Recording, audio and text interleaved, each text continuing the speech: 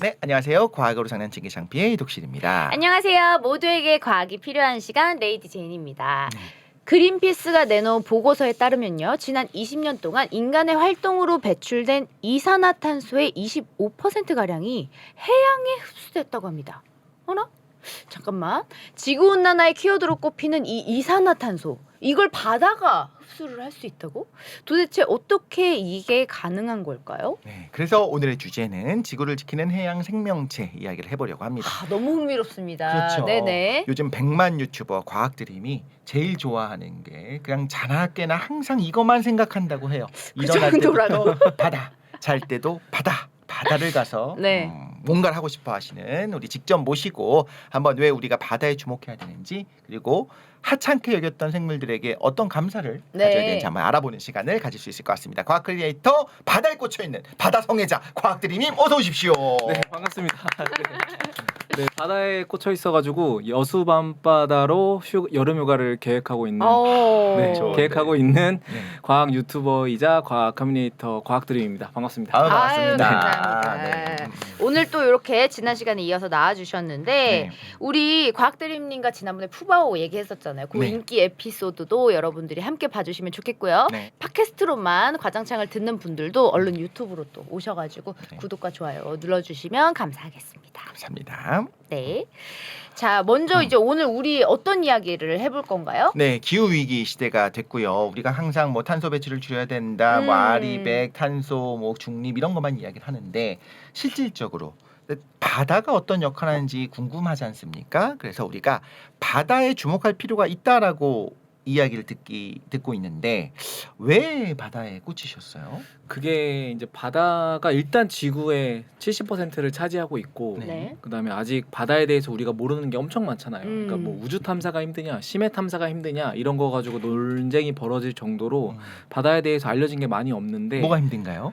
저는 개인적으로 심해 탐사가 더 힘들다고 생각을 해요. 왜냐면 우주는 일단 벗어나면 압력이 없잖아요. 네. 근데 바다는 들어가면 들어갈수록 계속해서 압력이 생기니까 더 이상 들어갈 수가 없을 정도로. 그래서 더 힘들 것 같고 그리고 시기적으로도 우주선을 쌓아 올린 게 더 먼저였던 것 같거든요. 또 깊이 들어가는 것보다. 네, 깊이 들어가는 것보다 그래서 심해 탐사가 개인적으로는 좀 인류학 어렵지 않을까. 차이죠. 바다에 우리가 인간이 가보지 못한 바다가 훨씬 많다고 하잖아요. 맞습니다. 그 정도로 정말 네. 신비롭죠. 얼마 네. 전에 그 기사 우리가 이게 나가게 될 때는 어떻게 될지 모르겠지만 그 타이타닉 탐사하는 네네네. 그게 지금 실종됐다고? 실종돼 있는 상황이잖아요. 이것만 보더라도 사실 굉장히 심해 탐사가 어려운 게 우리는 1기압입니다. 우주로 나가면 0기압이에요. 차이가 1기압이에요. 그런데 저 깊은 곳, 뭐 마리아나 해구 깊이 들어간다면 거기는 11km 정도 되거든요. 그러니까. 기압으로 따지자면 그걸 어떻게 버틸 수 있을까?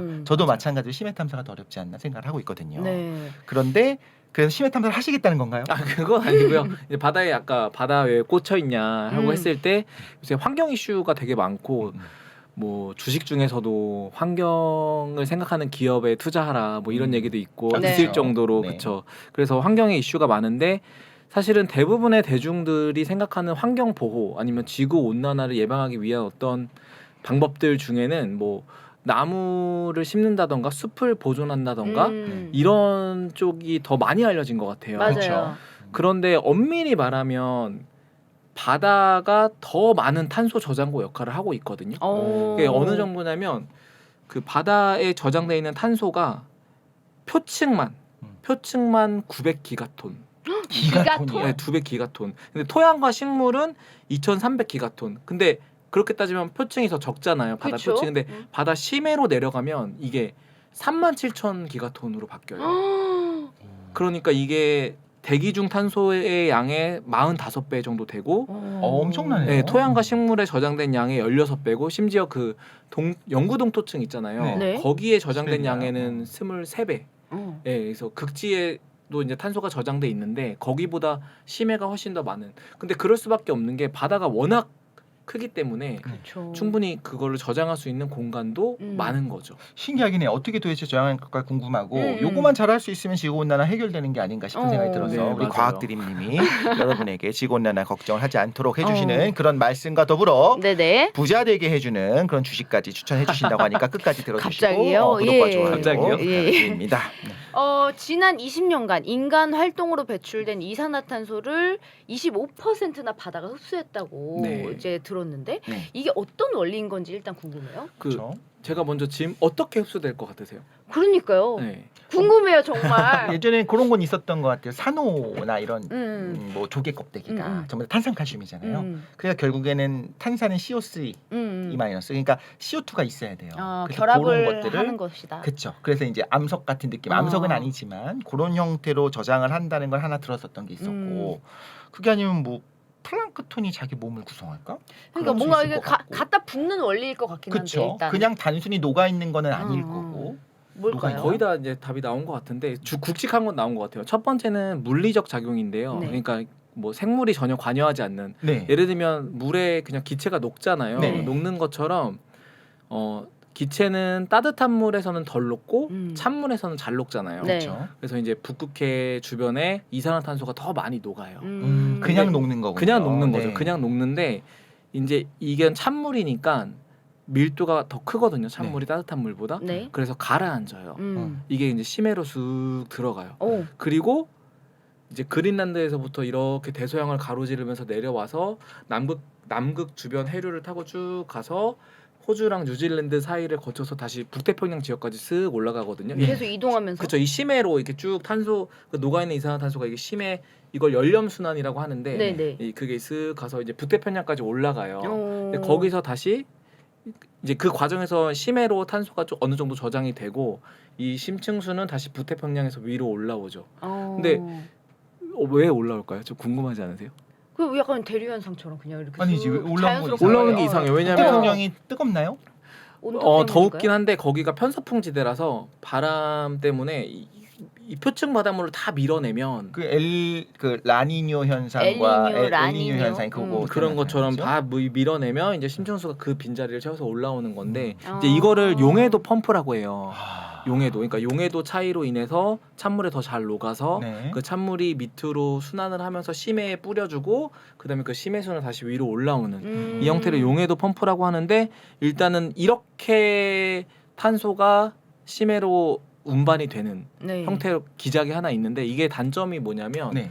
느려요. 이 순환이 한 번, 그 아까 제가 말했잖아요. 한 바퀴 그린란드에서 도는데? 한 바퀴 네. 도는데 1000년이거든요. 1000년이요? 1000년. 아 나는 지금 이게 무슨 그냥 자연스러운 해류 순환 아니 그거 아니에요. 맨날 일어나는 뭐 그런 건 줄 알았어. 그게 그러니까. 아니라 그쵸, 1000년? 맞아, 이게 1000년이에요. 이게 그럼 저희가 뭐 살아있는 동안에 뭐 지금 어디서 어디까지 뭐 왔는지는 모르는. 네, 그래서 어느 정도 그런 기간이 엄청 오래 걸리는 거고, 근데 문제는 뭐냐면 이게 속도도 속도인데 그 지구 온난화가 지금 계속 지속이 되면서 온도가 바닷물이 올라가죠. 온도가 올라가잖아요. 이거 더 무서운 거야. 그러면 이제 농축되는 그린란드 거지. 쪽에서 아까 제가 찬물이니까 그 네. 북극해 주변에서 많이 녹아 들어간다고 했는데 덜 녹겠네요. 이 바닷물이 뜨거워지면 덜 녹죠. 네.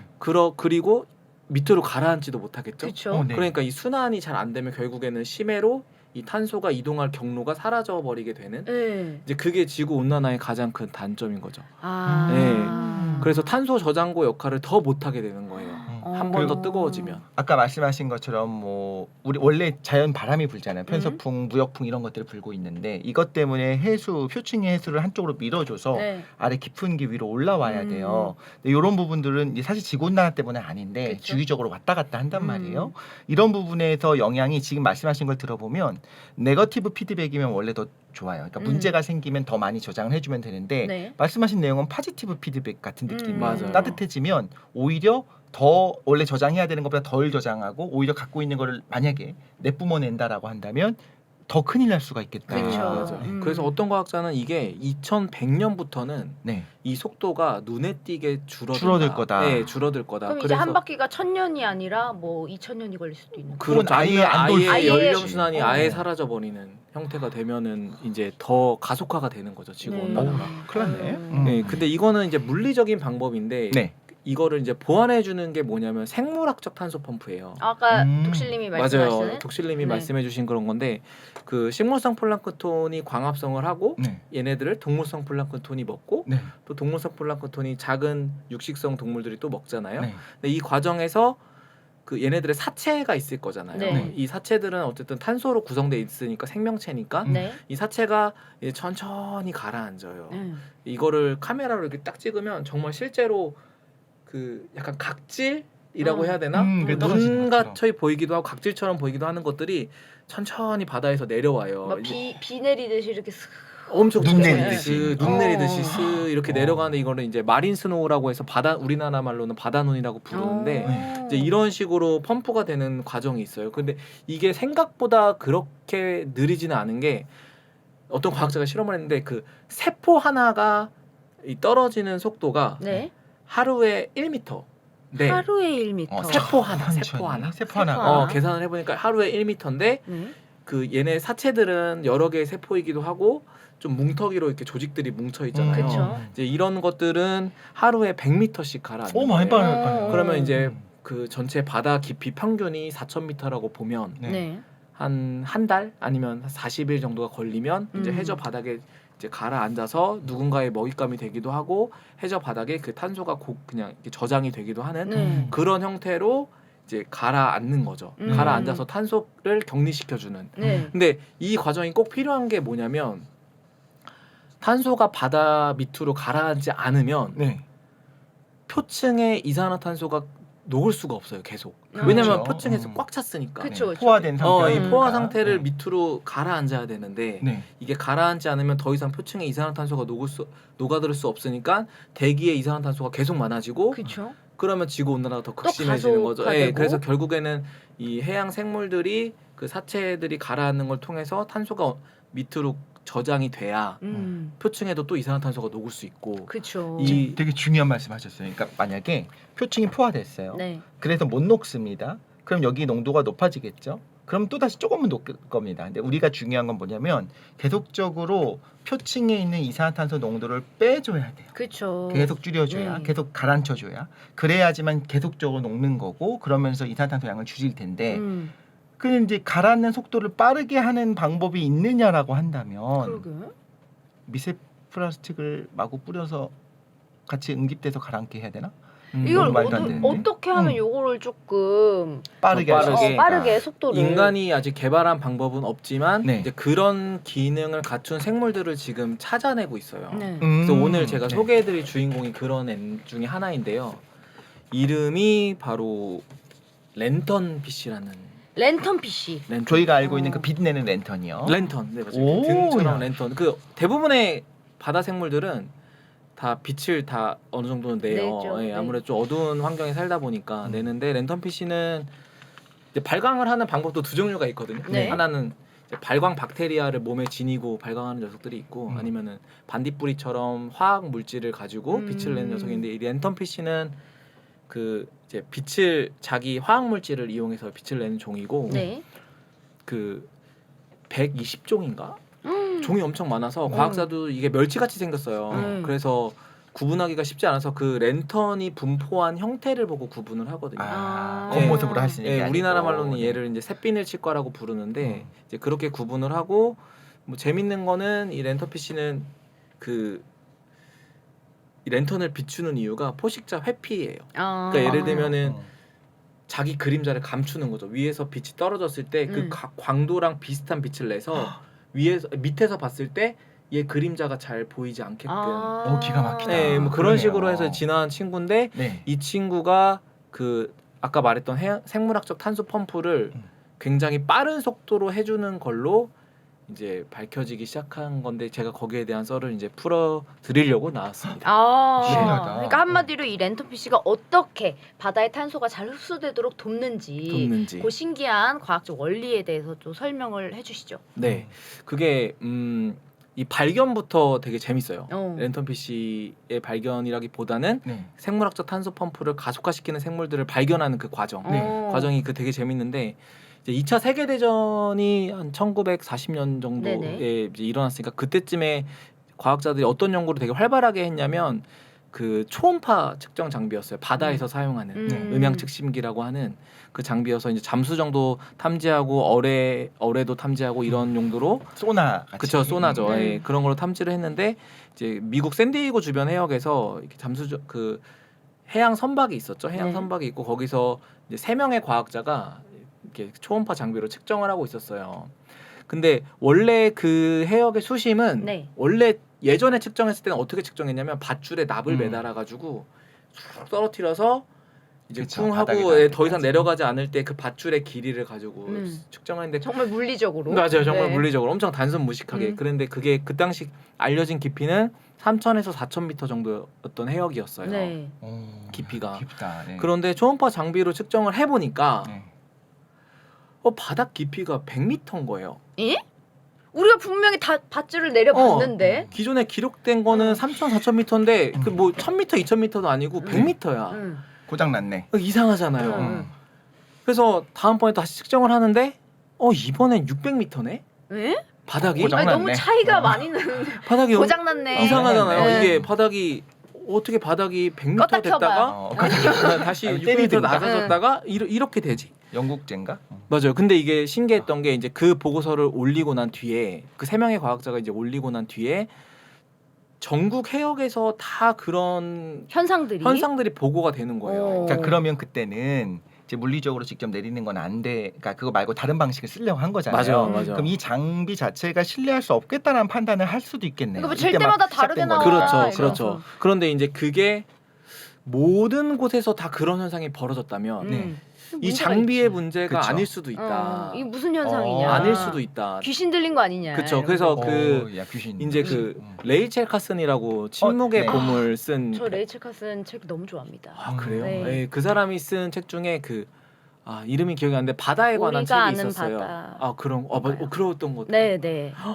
어떻게 아시죠? 얘기 되게 옛날에 나온 건데. 네, 제가 정말 좋아하는 책입니다. 그 책에 보면 이 사건이 나와요. 네. 오호. 네, 그래서 이렇게 수심이 여러 개로 기록된 사건이 나오고 이제 일각에서는 그거를 가지고 섬이 마치 가라앉는 것 같은 미지의 섬이 바닷속에서 이렇게 숨어있던 섬이 이렇게 가라앉으니까 그 섬에 이게 반사되어 나온 게 아닐까 이런 식으로 우스갯소리도 나왔는데 근데 진짜 그야말로 귀신이 있다. 맞아, 뭐 귀신이 이렇게 있다, 된 거죠. 뭔가가 있다. 바닷속에. 소련 잠수함입니다. 그땐 독일 맞아요. 잠수함입니다. 그러니까 예를 들면 진짜 요즘 같으면 서프라이즈 그 TV에 어떻게 나올 된 만한 일일까? 네, 맞아요. 버뮤다 삼각지대. 그렇죠. 그런데 결국은 이것도 이제 과학자가 밝혀냅니다. 그 1945년 도에 이제 스크립스 해양연구소의 마틴 존스라는 박사인데 이 박사가 뭘 찾아내냐면 어떤 규칙을 찾아내냐면 이 깊이가 아까 어떨 때는 100m, 어떨 때는 500m 이렇게 측정된다고 했잖아요. 근데 여기에 주기가 있다는 걸 찾아내요. 오, 왔다 갔다 하는 게. 이 100m에서 측정됐다가 500m로 측정될 때 주기가 12시간 정도 되네. 초석이네. 네, 그래서 보면은 낮에는 깊이 측정됐다가 밤이 되면 깊이가 낮게 측정되네. 일정하게. 네, 일정. 근데 밤에 올라와. 그 간격이 정확히 12시간이네. 신기하네. 신기하잖아요. 신기하네. 그 제가 과학자로도 진짜 신기했을 그쵸, 것 같거든요. 그쵸. 그래서 이 사람이 어떤 가설을 내냐면 나중에 3년 후에 논문으로 발표를 하는데 이거를 가짜 바닥이라고 해요. 팬텀 바텀이라고 해가지고 유령 바닥. 그러니까 실제로 바닥은 더 밑에 있는데 지금 우리가 측정한 바닥은 가짜 바닥이다. 그리고 뭔지 모르겠지만. 네, 근데 이 가짜 바닥을 이루고 있는 건 생물이다. 그렇지 않으면 이게 주기적으로 왔다 그럴 수 갔다 없다. 할 수가 정확하게 없다. 일주기 리듬을 가질 수가 없다. 고래네 고래 등이야. 그렇죠. 근데 이제 그 사람은 그게 엄청 작은 생물들이 모인 군집이라고. 예를 들면 크릴, 되게 중간 크기의 오징어, 아니면 작은 어류 이런 군집들이 모여서 이 운동을 하고 있다고 생각을 한 거예요. 밤에 올라왔다가 밤에 낮에는 깊이 올라왔다가 들어갔다가. 네 맞아요. 밤에는 포식자가 없으니까 올라와서 플랑크톤을 먹는 먹이 활동을 하고 낮에는 다시 내려가서 자기 서식지에 위치를 하고 이 수직 이동 그러니까 이거를 딜 마이그레이션이라고 하는데 네. 일주기 수직 이동이라고 하는데 이거를 밝혀내게 된 거죠. 근데 이게 어느 정도로 대단한 거냐면 그 아프리카 초원에서 우리가 누때나 그런 것들이 엄청나게 건기 때 우기 때 이렇게 대이동을 하잖아요. 네. 이제 그거만큼이나 거대한 수직 이동이라는 게 밝혀진 거예요. 왜냐하면 전 세계 바다에서 일어나고 있으니까. 그렇죠, 그렇죠. 이 모든 수직 이동이 때로 진짜. 때로. 근데 우리가 이제 다큐멘터리를 보면 네. 군집을 이루고 있을 때가 있잖아요. 어떤 청어나 뭐 종들이, 이런 애들이.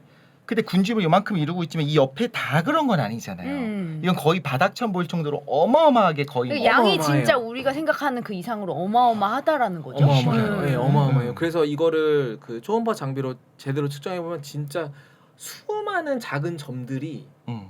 이렇게 딱 화면에 나타나거든요. 근데 네. 이 작은 점들을 얘가 표식을 하기를 이제 오징어도 있고 크릴도 있고 어류도 있는데 네. 되게 재밌는 거는 얘네들이 각자의 영역을 지키면서 수직 이동을 해요. 아, 다 자기 자리가 있고. 네, 다 자기 자리가 있고 이렇게 수직 이동을 하거든요. 너무 신기해, 그런 너무 거 신기한 보면. 거를 발견을 한 거죠. 이게 그러니까 1945년도에 발견이 됐으니까 네. 되게 근래예요. 그쵸, 어떻게 얼마 보면. 되지 않았어요. 네, 얼마 되지 않은 거고. 근데 그 중에 과학자들이 뭐 크릴도 있었고 오징어도 있었는데 상당 부분을 차지하고 있는 게 랜턴피쉬라는 사실을 밝혀내요. 그러니까 이게 왜 그때 그 당시에 이슈가 됐냐면 일단은 그 당시에는 심해에는 별로 생물이 없을 거다라는 거를 이제 깨트린 그렇죠. 연구였기 때문에. 그렇죠. 심해는 일단 광합성이 안 되잖아요. 음. 햇빛이 안 들어오잖아. 그러니까 여긴 플랑크톤도 없거든요. 그리고 먹이도 그죠, 그러면, 먹이가 없고. 맞아요. 대체 어떻게 어. 살 수 있을까? 산소가 거기 좀 많이 녹아 있기도 쉽지 않고 빛도 없고 에너지원이 없으니까 거기 많이 없을 거다. 그냥 차가운 바다다. 투혼 약층 이하는 그렇게 생각했을 것 같은데 그 모든 편견을 깨트린 깨트린 발견이요. 왔다 갔다 발견. 하고 맞아요. 있다. 왔다 운동하나? 갔다 하고 있다. 그러게요. 운동이에요, 일종의. 왔다 갔다? 그 운동이요.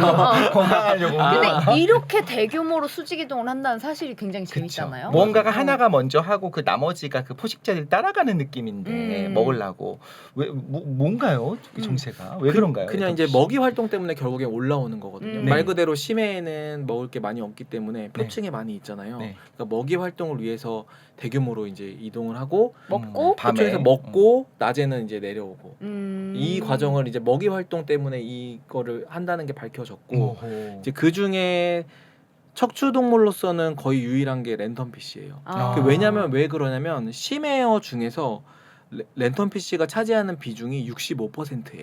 그렇게 많아요? 네, 그러니까 거의 대부분 심해에서 내가 뭔가 물고기를 잡았다 응. 하면 랜턴피쉬인 거죠. 아 저희는 심해어 하면 되게 이상한 괴물같이 생긴 그러니까. 것만 보니까 그런 눈 게 다 튀어나와 있고 막. 맞았는데 그게 아니고 사실 정말 많은 비율을 차지하는 거는 오히려 작고 네, 맞아요. 소중한 멜치처럼 멜치 생긴. 같은 네. 애들이 많군요. 그래서 이제 여기 이 얘기를 듣고 나면은 결국엔 이제 어느 정도 답이 나온 거예요. 왜냐하면 아까 이게 생물학적 탄소 펌프랑 관련이 있다고 했잖아요. 네네. 바닷속으로 가라앉게 해주는 네. 탄소를. 이 수직 이동과 관련이 있겠네요. 그쵸, 네. 있죠. 왜냐하면 올라와서 먹이를 먹어요. 먹고. 네. 아래로 내려와서 똥 똥을 싸요. 싸요. 똥은 무거워요. 응. 그 빨리 내려가는 그 거야. 내려가는 걸 지가 먼저 내려가서 싸주니까. 네, 또. 내려가서 싸줘요. 거기다 뭉쳐주고. 뭉쳐주고. 그러니까 똥이니까 엄청 무거워서 거의 하루 만에 끝까지 가라앉아요. 어. 그런데 재밌는 거는 이 활동이 12시간마다 일어나죠. 부지런히 해주네요 그거를. 네, 그래서 이게 엄청나게 빠른 속도로 생물학적 탄소 펌프를 이루고 있다고 이제 근래 들어서 밝혀진 거예요. 어. 그 되게- 제가 그 생각했거든요. 아까 윗부분에 세포 하나가 떨어지는 속도가 이렇게 됐다고 하니까 마치 항체 같은 거 우리가 만들어 뿌려서 세포끼리 뭉쳐주도록 하는 무언가를 만들어야 되나 생각을 했는데 지금 말씀하신 걸 들어보니 그 역할을 이 랜턴피쉬가 가서 말하자면 그 부유물들을 먹고 그렇지. 자기가 소화하면서 뭉쳐주는 역할을 이미 하고 있었네요. 맞아요. 이미 그런 기작을 갖고 그럼 아까 그 있었던 마린 스노우 그거에 비하면 뭐 속도가 빠르죠. 훨씬 거죠. 빠르니까. 네, 훨씬 빠르죠. 그리고 심해어의 65%나 되는 음. 양이라고 하니까 이게 전체적으로 이 탄소 펌프에 기여하는 양도 어마어마하죠. 맞아요. 어마어마하겠네요. 그래서 이게 2012년도에 이제 그레이스 박사라는 분이 연구를 했는데 이분은 사실은 랜턴피쉬를 연구하려고 한 게 아니고 심해어가 어떤 이 탄소 펌프에 기여하는 과정을 연구하려고 했는데 제가 아까 말했잖아요. 심해어의 대부분이 랜턴피쉬라고. 네.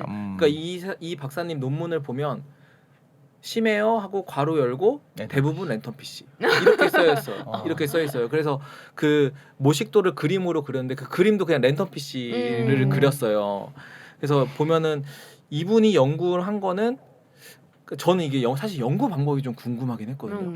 어떻게 이 분비물을 그러게요. 가지고 이 탄소를 어떻게 그 양을 어떻게 측정할까 음. 봤더니 그 랜턴피쉬를 사육을 하고 그 밑에는 트랩을 설치를 해가지고 얘네들이 배설하는 것들을 트랩으로 받아가지고 이 트랩에 걸러진 배설물들을 분석을 하더라고요. 어쨌든 이런 식으로 연구를 했는데 이 박사가 추측한 탄소 격리량은 16억 5천만 톤인데 이게 그냥 많은 것 같은데 어느 정도냐면 아마존 숲이 저장하는 탄소의 아마존 숲이 저장한 탄소의 양이 12억 톤이에요. 그거보다 많네요. 많아요. 그러니까 랜턴 PC가 이 저장하는 양이 아마존 숲보다 많은 거죠. 그러니까요. 그러니까 어마어마하네. 네, 그러니까 사실 이 랜턴 PC에 대해서 사람들이 조금 더 다른 시각을 갖게 됐고 랜턴 PC뿐만 아니라 이 수직 이동을 하는 생물들 있잖아요. 이 해양 생태계를 구성하고 있는 생물들에 대해서 좀 더 관심을 많이 갖게 되면서 많이 갖게 돼야 되게 되면서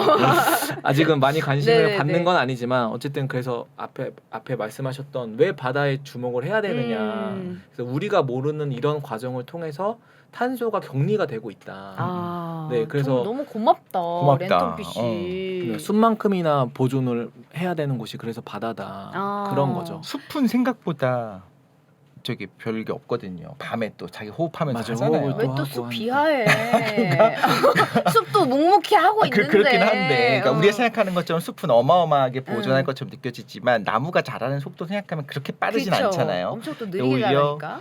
이런 랜턴 PC 같은 작고 네. 소중한 애들이 더 맞아요. 중요하구나 싶긴 하네요. 딱 오늘 저희가 아까 앞서 말했던 주제죠. 묵묵히 자신의 위치에서 지구를 지키는 해양 생명체 이런 이야기를 하고 있었는데 랜턴 PC가 정말 이 주제에 정말 그야말로 딱 맞는 역할을 맞습니다. 하고 있었던 게 아닌가. 지구 온난화로부터 우리를 구하고 있었는데 우리는 랜턴 PC에 대해서 너무 모르고 있었다. 몰랐다. 네, 그러면은 이 해양 생명체 중에 랜턴 PC 말고 네. 또 우리가 꼭 기억했으면 하는 해양 생명체 뭐가 아까 있을까요? 뭐 말씀이 나온 것 같은데 고래죠, 고래. 아, 고래. 네, 고래도 고래? 똑같이 와 성공했어.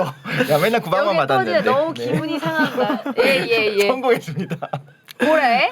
네네. 고래인데 이제 고래도 똑같이 이제 먹이 활동을 하고 거기서 배설을 하잖아요. 근데 네. 고래가 배설을 하는 곳이 깊은 바닷속이 아니고 표면이에요. 음. 이게 왜 그러냐면 이제 깊은 바닷속은 수압이 높으니까 네. 이제 위로 올라와서 똥을 싸는데 똥이 안 나오는구나. 안 나오죠. 미니까. 네, 그래서 이제 근데 이제 그 똥에는 영양분이 많을 거잖아요. 그쵸. 네. 네, 그럼 이 영양분을 누가 먹고 사냐면 식물성 플랑크톤이 먹고 살게 되죠. 그래서 네. 식물성 플랑크톤이 이제 많아지면 이제 간접적으로 광합성을 통해서 탄소를 이제 걔네가 고정하는 것도 있고 아까 말했다시피 걔네가 사체가 돼서 바다 눈으로 가라앉는 것도 있어요. 결국에는 고래가 간접적으로 자기의 똥을 배출함으로써 그 식물성 플랑크톤을 번식시키고 그렇죠. 네. 먹이를 주고. 네, 그렇게 해서 이제 가라앉혀서 주는 방법이 있고 근데 양이 많을 것 같지는 않아요. 왜냐면 고래의 개체수가 그렇게 많지는 않으니까. 그렇지. 그게 그리고 거의- 뭐 똥이 뭐 얼마나 커봤자 얼마나 크다고. 그렇지. 이 간접적인 방법으로 이제 과학자들이 추측하기로는 한 19억 톤? 오 엄청 아니 많네요. 잠깐만. 아까 저 16억 누구야? 톤이었잖아. 랜턴 PC보다 잘못 말했어요. 19만 톤. 19만 톤. 19만 톤. 똥을 얼마나 많이 싸길래 깜짝 놀랐어. 아니 19만 그래도 톤. 생각보다 많아요. 그러니까 근데 많네요. 이거는 이제 고래 개체수가 회복됐을 때 19만 톤이고 그렇죠. 지금은 네. 고래 개체수가 많이 줄었기 때문에 이제 몇만 톤이 안 되는데 그래서 이제 과학자들이 고래를 보존해야 되는 이유를 이제 여기에서 찾고 있어요. 그래서 얘네가 이제 먹이 활동으로 그렇게 간접적으로 해주는 방법도 있고 고래 자체가 탄소 덩어리니까 그렇죠. 이 친구들이 가라앉아 가지고 사체가 돼서 여기서 이제 탄소가 다른 동물들한테 먹히고 네. 또 심해로 저장이 되고 이 과정도 똑같이 추가가 되는 거죠. 아. 그렇게 보면 이제 고래가 굉장히 큰 역할을 하고 있다. 음. 그 라고 볼 커다란 수도 있죠. 몸을 유지하기 위해 그 몸 자체가 몸 자체가 탄소를 그만큼 가지고 있는 거니까. 그렇죠. 네, 맞아요. 아니, 제발 고래 잡지 맙시다. 자연에 존재하는 모든 것들은 다 이유가 있는 것인데요. 멸종 위기종으로 분류된 고래종들도 제법 많잖아요. 그래서 결국 고래를 지키는 것뿐만 아니라 이제 지구를 살리는 길은 이 멸종 위기종 그리고 고래들 이제 구하고 지키는 거다. 고래 누가 이런 잡는지 생각이 아십니까? 들어요. 고래 도대체 누가 잡는 거야? 누가 잡는 거야? 일본이 잡습니다. 갑자기? 일본 포경선들이 그렇게 고래를 좋아해요.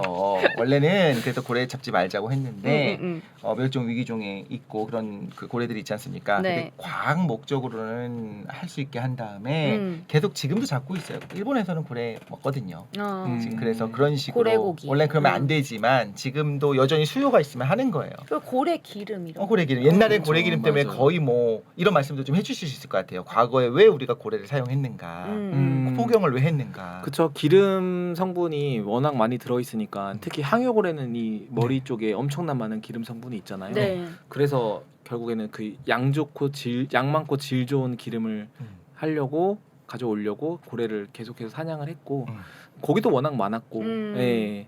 그렇게 해서 이제 포경 산업이 엄청나게 활발해졌었죠. 네. 그래서 이제 개체수가 계속 감소하고. 되게 흥미로운 게 그 향유고래의 기름이 그냥 그때는 기름을 구할 수 없으니까 기름을 짰다가 아니고 아주 고품질의 기름이었어요. 맞아요. 그래서 그 기름으로만 이제 조명을 해야 그을음도 안 나면서 잘 보이면서 여러 가지가 있었거든요. 그래서 진짜 아이러니한 게 그 향유고래의 기름을 더 이상 잡지 않아도 되게 시작했던 게 석유 정제 다음이에요. 사실 우리 석유를 생각하면 탄소를 배출하는 어떤 주범 중에 하나로 네네네. 보잖아요. 그런데 오히려 향유고래를 그 멸종으로부터 구할 수 있는 방법 중에 하나가 다른 종류의 테크놀로지다. 그래서 우리가 테크놀로지 자체를 나쁘게 볼 거라기보다는 물론 음도 있고 양도 있을 수 있습니다만 그쵸. 적어도 어떤 멸종 뭐 그런 거 있지 않습니까? 또 비아그라가 네. 수많은 멸종 위기종을 구해줬다. 쓸데없는 거 먹지 말고 그냥 처방받아서 먹으면 되는 거니까 그런 이야기를 하는 걸 보면 좀 역사는 좀 아이러니한 부분도 있다. 맞아요. 싶기도 그 하고요. 코끼리 맞아요. 상아도 그렇잖아요. 그러네요. 네. 맞아요. 뭐 플라스틱 개발되면서 맞아요. 코끼리 상아를 안 쓰게 되는 그런 게 있었죠. 그러니까요. 참 씁쓸한 그런 얘기들입니다. 네. 그런데 지금 어쨌든 개체수가 줄어들었다는 말씀을 아까 네, 하셨잖아요. 맞아요. 그럼 과거로 만약에 돌아간다면 지금보다 훨씬 더 많은 역할을 해줄 수 있고 지구온난화 해결 이렇게 할 수 있는 겁니까? 개체수 회복되면 해결까지는 모르겠지만 뭐 적어도 추측은 좀 위험할 수 있지만 적어도 지금보다는 도움이 크게 되지 않을까 싶고요. 나무 심는 거는 사실 생각보다 쉽지 않고 미비하고 네. 그거보다 개체수 그 회복 예전에 음. 제가 어떤 그 해양 과학자분을 취재를 하러 간 적이 있었는데 네. 그분이 하셨던 말씀이 나무 한 그루를 심기보다는 그 바다에 남세균을 더 많이 퍼뜨려야 된다. 약간 그렇게 말씀을 하실 정도로 네. 그 바다에서 어떤 탄소를 저장하는 역할을 하는 생물들이 굉장히 중요하다. 그럼요. 그런 얘기를 하시더라고요. 네. 조류가 이렇게 중요합니다. 지금 말씀하신 거 저도 사실 생각을 잘 못하고 있었다. 그냥 머리로만 알아요. 네. 바다가 저장한다. 근데 진짜 소중하구나. 그렇죠. 맞아요. 뭐 다시마나 미역 이런 애들도 탄소를 저장하고 있고. 네, 맞아요. 아 그러면은 랜덤 PC 고래 외에도 지금 또 어떤 친구들이 있을까라고 하면은 다시마나 미역? 아 맞아요. 어. 이 친구들도 똑같이 광합성을 하는 녀석들이니까 네. 그렇게 해서 탄소를 저장하고 특히 이 다시마나 미역 같은 경우에는 그 끈적끈적 점액질이잖아요. 점액질. 그래서 외국에서 기겁하고 싫어한다는데. 그러니까. 네, 근데 얘네들이 그 흡수한 이산화탄소 중에 일부를 그 점액질에 저장을 해놓는데요. 아. 네, 그 자기가 흡수한 이산화탄소의 3분의 1 정도로 저장을 하거든요. 야 이거 효율이 엄청 좋다. 네, 그래서 근데 그 점액질이 이제 바다로 가라앉는데 이제 재밌는 건 이 점액질 자체가 분해가 잘 안 돼요. 아. 분해가 잘 안 되고 다른 동물들이 어차피 먹질 않으니까 분해가 잘 안 되니까 네. 그래서 그대로 가라앉아서 심해로 또 탄소가 저장되는. 너무 중요하다. 아니 이게- 잡아 먹으면 또 순환이 되면서 다시 나오는 거잖아요. 맞아요. 그런데 잘 안 먹게 끄적끄적하니까 사람만 싫어하는 게 아니라 다 싫어하는구나. 맞아요. 그럼 그대로 이제 바닥에 쌓이는 게 제일 중요하거든요. 그쵸. 그리고 아까 효율이 좋다고 생각했던 게 자기가 먹는 거에 이산화탄소라고 하면은 그걸 어디다 저장할 거냐 하면 똥을 싸거나 얘는 똥을 쌀 수가 없으니까 몸을 키워야 되잖아요. 그렇죠, 그렇죠. 생장하는 게 얼마나 어렵습니까? 근데 그거보다 쉬운 게 사실은 자기가 분비하는 거거든요. 그쵸. 맞아요, 맞아요. 그 분비하는 과정에서 말하자면 그 단백질들이 분비되겠죠. 음. 그 단백질 중심마다 탄소가 붙어 있으니까 네. 뭐 보통 끈적거리는 거 뭐 알부민 뭐 이런 거 얘기하잖아요. 이게 되게 몰랐는데 이렇게 지구가 정교하다라는 너무- 생각이 너무나 들어요. 정교하죠. 진짜 신기하게. 모든 것이 연결돼 있다니까. 맞아요. 맞아요. 네네. 너무 그러니까 네, 신기하죠. 맞아요. 이 친구들이 저장하는 양도 어마어마한 게 거의 한 5억 5천만 톤? 그러니까 5억 톤 이상이니까 뭐 고래보다도 더 많은 양을 저장하고 그럼 뭐 있고. 갈줄에는 개체수도 많잖아. 많죠. 엄청 많죠. 많잖아. 맞아. 번식시키기도 쉽고. 맞아요. 놔두면 네. 그냥 막 20m씩 30m 자라잖아요. 그럼 미역국 맞아요. 많이 먹어도 되나요 아직?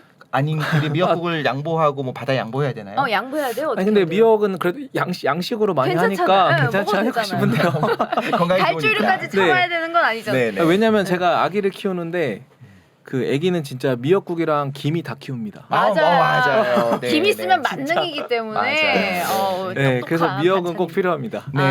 그러면은 미역이랑 다시마는 좀 먹어도 된다. 먹어도 되고 그리고 고마워하자라는 그렇지, 거고. 그렇죠.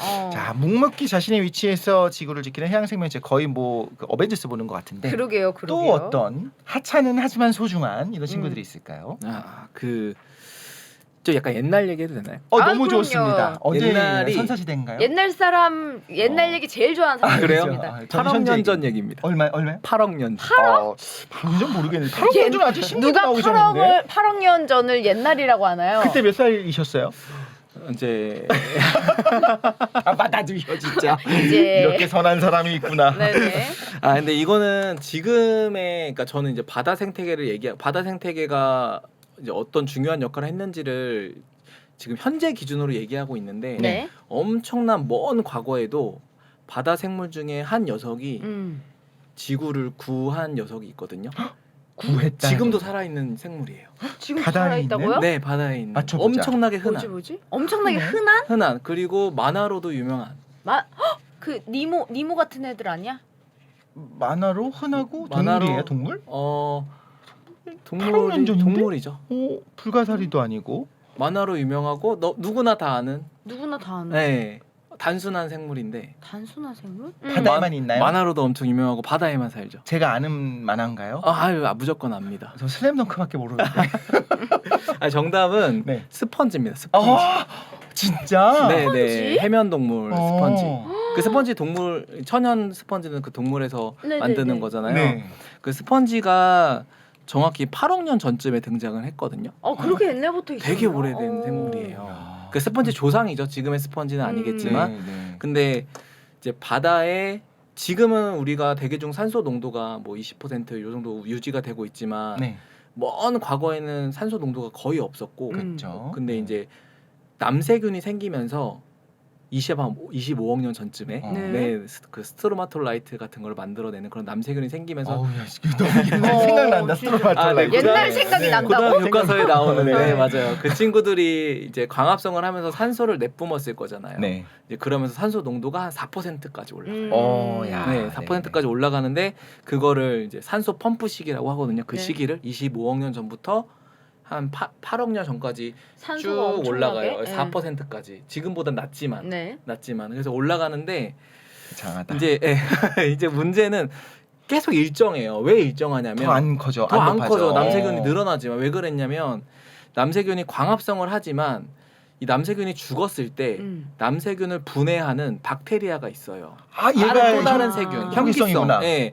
근데 이제 그 세균은 호기성이었는데 네. 산소를 소비하면서 분해를 남세균을 해. 분해하는 녀석이에요. 그냥 순환해버리고 있는 네, 거. 그래서 남세균이 산소를 만들어내면 또 그걸 또 소모해서. 네, 소모해서 이 남세균을 분해하고. 사실 이제 생태계로 보면 완벽한 생태계인 건데 네, 우리는 맞아요. 빨리 2%가 20%까지 올랐으면 좋은데. 참- 참과 네. 방패만이야. 맞아요. 그런데 진짜 재밌었던 게 뭐였냐면 8억 년 전부터 그 이제 캄브리아기 생명 대폭발이라고 하는 5억 년 전의 사건이 어디 있거든요. 캄보디아요? 캄브리아기. 캄브리아기. 고생대 네. 캄브리아기 때 생물이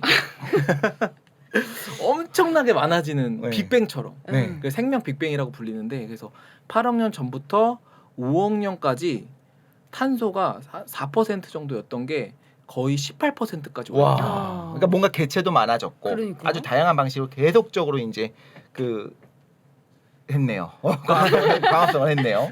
근데 그게 아니었어요. 아니었어요? 남세균이 그렇게 한 게 아니고 그게 스펀지 덕분이었어요. 스펀지의 역할이 그렇게 컸던 네, 거예요. 해면동물 그 스펀지 역할이 어떤 역할을 했냐면 이게 굉장히 되게 신박한 가설인데 네.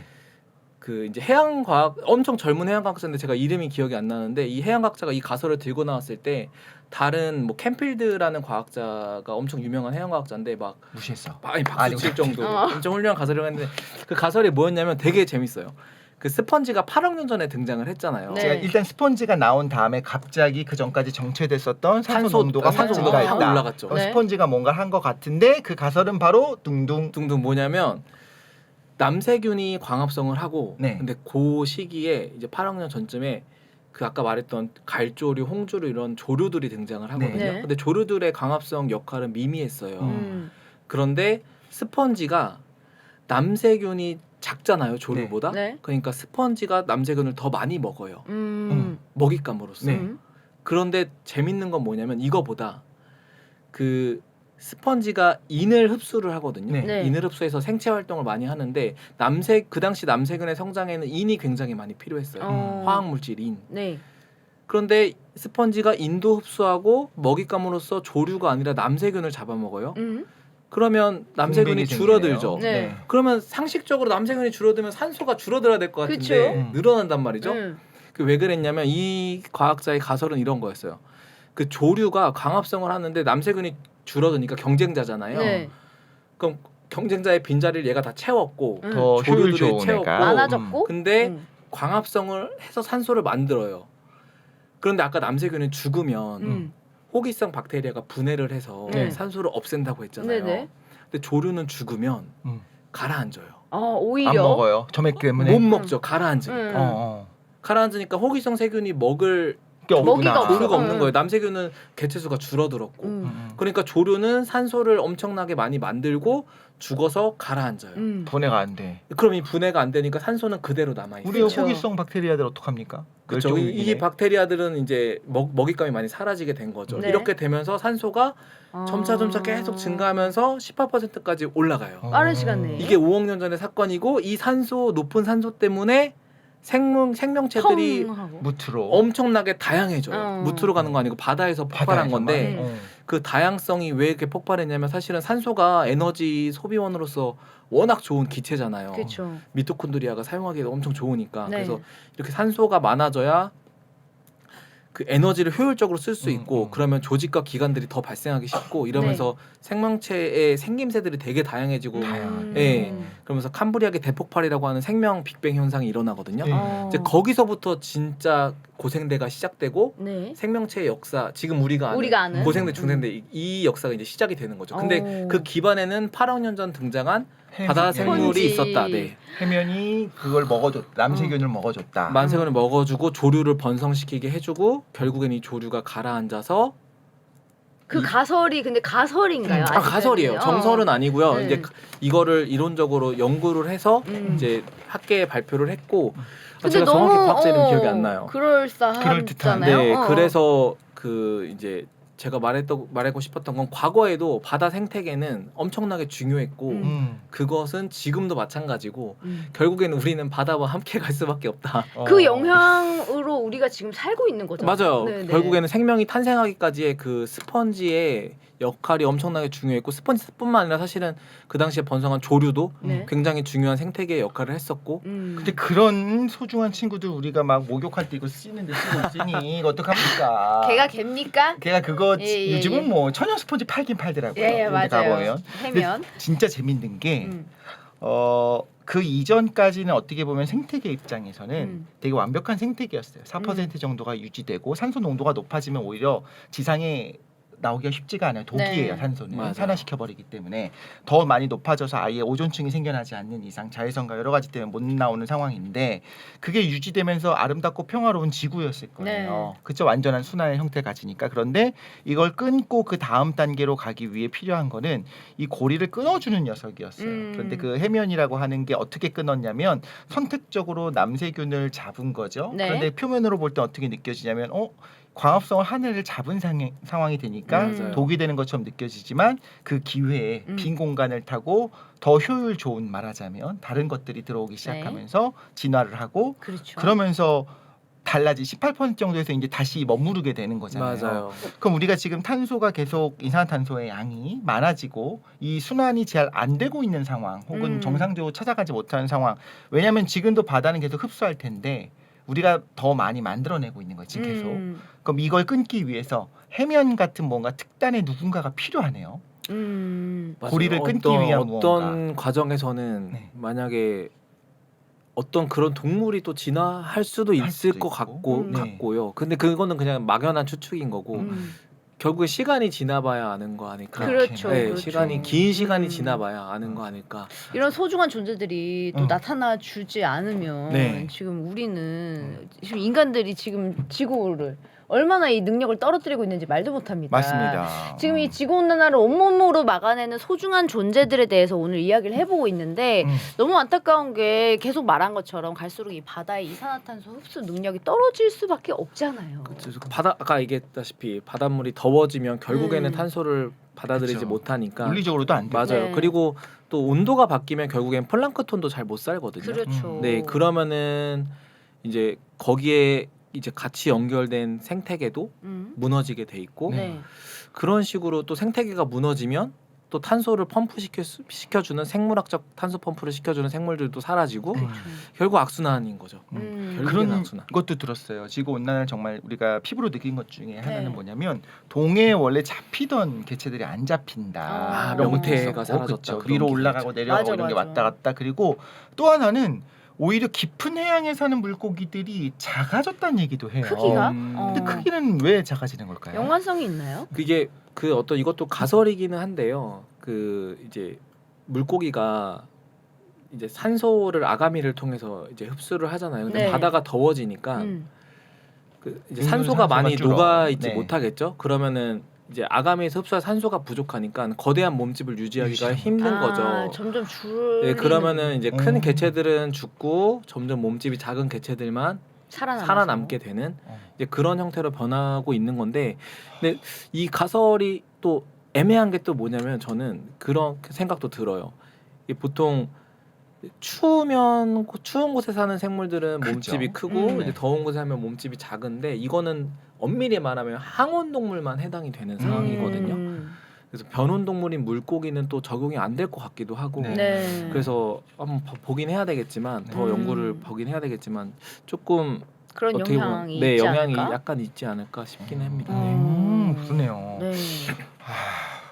확실히 오늘 진짜 많은 걸 좀 배웠다는 생각이 듭니다. 네네. 우리가 고래의 이야기도 해봤습니다만 인간이 먹기 위해서 정말 무자비하게 포획을 한다든가 먹는 게 아닌데도 그냥 막 포획도 하고 그랬었죠. 계속 그랬었는데 플라스틱 같은 이런 폐기물들을 바다에다 그냥 덤핑을 한다든가 그래서 위에 플라스틱이 나오기도 하고 애들 막 코에 꽂혀 있고 꽂혀있기도 몸에 하고. 막 이거 어. 꽂혀 있고 맞아요. 뭐 그 그물, 폐 그물이 막 맞아요. 해갖고 막 거기 자라지 못해서 이렇게 이상해지기도 하고 또 이제 뭐 땅에 그 물에다가 태평양이 그렇게 태평양처럼 넓다 보니 뭘 이렇게 버리려고 하는. 그러니까 인간들이 그 바다가 우리 건 줄 아는 것 같아. 그러니까. 그냥 우리 집 마당인 줄 알고 막 다 갖다 버리는데. 크니까 해결될 거야라고 생각하는데 음. 사실은 어떻게 보면 말씀하신 걸 들어보면 예민하기도 해요. 어떤 고리 하나를 잘못 건드리면 이게 돌이킬 수가 없을 것 같아. 꼭 항상성처럼 꼭 돌아오는 게 아니라 오히려 가속화될 수 있는데 지금의 지구 온난화가 가장 걱정되는 게 뭐냐면 사실 이게 가속화될 수 있는 포지티브 피드백이라는 거거든요. 네. 바다에 함부로 좀 안 버렸으면 좋겠습니다. 부탁드립니다. 네, 이런 행동들이 정말 어떻게 보면 이래 작고 소중한 음. 하나하나는 정말 작았지만 고래 빼고 음. 그렇지만 개체가 많기 때문에 집단으로서 지금까지 기능하고 있었는데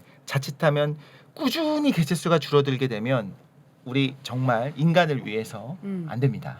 그리고 마지막으로 저희가 아까 전에 뭐 갈조류는 아직 먹어도 되고 네. 고래는 잡지 말자 했는데 설마하니 이 랜턴 피쉬마저 인간들이 잡아서 막 아주 아유 그냥 그거를 먹나? 잡아먹는다고. 그렇지만 그게 제가 사실인가요? 이게 사실은 제가 랜턴피쉬라는 주제를 어떻게 알게 됐냐면 그 예전에 제가 과학 잡지 기자로 일을 할 때 네. 그 식량 부족 관련 기사를 진행을 맡았던 적이 있었어요. 네. 그럼 인류의 미래의 식량 어떤 게 되어야 되느냐? 미래 식량 중에 뭐 곤충도 나오고 그쵸, 뭐 중심. 옥수수를 유전자 이렇게 공학으로 좀 변경을 해가지고 뭐 이렇게 하는 그런 것들을 조사를 하던 중에 나왔던 게 랜턴피쉬였거든요. 그래서 이렇게 개체수가 많은 랜턴피쉬라는 종이 있는데 먹자. 이거 아니면 사료로 쓰자. 사료로 쓰거나 아니면은 양식을 해서 이렇게 우리 먹이로 사용하거나 하려고 했는데 그때 몰랐으니까. 네 그때는 그거를 잘 몰랐었고 그리고 그 지방이 또 많아가지고 맛은 별로 없는 그래서 네. 어떻게 보면 사료로만 사용이 가능한 네. 그래가지고 근데 이걸 과학자들은 또 반대를 하죠. 왜냐하면 아까 생물학적 탄소 펌프에 굉장히 중요한 역할을 하고 있기 때문에 얘를 함부로 우리 먹거리 안으로 들어오게 되면은 내버려 두자. 랜턴 피쉬는 좀 지켜줘요. 그러게. 네. 아니 먹을 게 없냐고. 뭘 자꾸 못 먹어서 난리야. 참 어렵다. 이게 왜 어렵다고 하냐면 이걸 이제 사료로 쓴다고 하는 거의 장점은 그러면 지금 사료값이 줄게 되면 어쨌든 고기값이 줄거든요. 네. 그러면 그게 필요한 사람들도 있는 맞아요, 거예요. 맞아요. 그래서 우리는 이거 아니어도 먹고 살 게 많으니까 이런 얘기를 하지만 한편으로는 인류를 위해서 그러니까 진짜 어떻게 보면 저는요 비건들 환경을 위한 비건들 실천하고 계신 분들은 진짜로 저는 절대 못할 거니까 존경스러운 것 같아요. 존경스럽죠. 진짜 존경스럽습니다. 근데 이게 진짜 이 지구 온난화라는 개념이 너무나 힘든 것 같은 게 왜냐하면 저도 이런 지구 온난화 관련해서 뭐 다른 뭐 강연 같은 걸 하거나 하면 네. 대중들이 받아들이는 느낌이 오존층 파괴랑은 너무 달라요. 아. 그러니까 예를 네. 들면 오존층 파괴는 지금 거의 다 해결이 많이 돼가고 있어요. 네. 그 이제 몬트리올 의정서도 나오면서 네. 포레형 가스를 줄이고 그런데 저는 이게 어떤 그 좀 정부 기관이나 기업들의 마케팅이 되게 중요하게 생각하거든요. 그쵸, 왜냐하면 오존층 파괴는 어떤 식으로 마케팅이 많이 이루어졌었냐면 오존층이 뚫렸다, 구멍이 뚫렸다. 그래서 자외선이 들어오면 이걸 맞으면 암에 걸린다. 피부암 걸린다. 그러면 이거는 정말 뭔가 나의 생명과 직결된 느낌인데 그렇죠. 지구 온난화는 이 마케팅이 뭔가 되게 힘든 게 대중들한테 온도가 알리기 서서히 힘든 게 올라간다. 내가 느끼기가 너무 힘든 거예요. 맞아. 예, 올라가서 그럼 몇 년 뒤에 뭐 2200년 뒤에 300년 뒤에 그러니까 약간 나랑은 되게 먼 이야기. 그리고 지금 당장 내가 뭔가 피해를 입는 건 없는 것 같아요. 그렇죠. 되게 막연하게 느껴지고 멀게 느껴지니까 복합적이고. 확실히 네, 맞아요. 오존층 파괴보다는 조금 덜 심각하게 일단은 느끼는 경향이 뭐 있는 것 같아요. 고개 끄덕끄덕 맞아 필요해라고는 하지만 일단 더우면 맞아요. 에어컨 켜고 틀죠. 일단 차 모는 게 대중교통보다 편하고 그치, 약간 그치. 이런 게 있고 맞아요. 에어컨 트는 것도 지구 온난화 계속 가속시키잖아요. 맞아요. 그 냉매도 음. 똑같이 그 온실가스 역할을 해가지고 여기 다 끕시다 지금. 아, 다 끄고 우리부터 실천하자. 우리 드림님 오늘 이렇게 조금 많은 분들에게 경각심을 또 일깨우는 이런 이야기들 한번 나눠봤는데 마지막으로 좀 임팩트 있게 딱 우리 청취자분들께 한마디 해주신다면요. 자, 도쿄 전력의 한 말씀. 임팩트 있게. 뭐라 하지 말아요. 네, 저는 그냥 이렇게 생각합니다. 모든 생명은 바다에서 시작됐고 결국은 바다는 어떻게 보면 우리의 기원이자 어머니 같은 공간인 것 같아요. 그렇게 생각하니까 우리가 그 이렇게 여름 휴가지로 바다를 가도 너무 아름답고 예뻐 보이는 그쵸. 거 아닐까라는 생각이 들고 내가 휴가지에서 느꼈던 그런 감정을 뭔가 생태계에도 좀 같이 이렇게 고스란히 녹여줬으면 좋겠다 그런 생각이 듭니다. 네, 그래서 조금 약간 그렇게 받아들여 주시면 좋지 않을까 이렇게 생각을 하고 있습니다. 우리가 바다가 항상 거기에 있는 것 같지만 사실 바닷물이 마른다면 맞아요. 우리 갈 곳이 없는 거예요. 바다가 없는 거예요. 그러네. 상상해 본 적이 없잖아요. 바다는 있어야 됩니다. 바다는 있어요. 바다 없으면 안 되죠. 그럼요. 맞아요. 바다는 있어야 됩니다. 지켜주시기 바랍니다. 네. 드림님은 과학 기자 하셨을 때와 지금 유튜버로서 네. 유튜버라고 하는 건 좀 그렇다. 어떤 유튜버죠, 유튜버. 유튜버죠. 네. 크리에이터. 비정규직으로 잘 살아가고 하고 계시는 거랑 어떤 게 더 행복하십니까? 그걸 물을 가치가 있는 질문인가요? 아 그렇구나. 돈이 너무 차이 나는 그럼, 아니 그리고 일단 직장인이라는 것은 어. 그 행복할 수가 없는 것입니다. 아 그런가? 근데 그 과학 기자분들은 좀 행복하게 하시더라고. 아 맞아요. 진짜요? 그게 그랬나요? 저도 만족도가 되게 높은 직업이었어요. 돌아가시겠습니까? 아니요. 자, 그럼 오늘은 여기에서 마무리를 하도록 하겠습니다. 네, 모두에게 과학이 필요한 시간 과장창. 지금까지 우리 과학 크리에이터 과학드림님과 함께하는 시간이었습니다. 네, 대한민국 모두가 과학으로 장난치는 그날까지 모두에게 과학이 필요한 시간. 과장창 파이팅!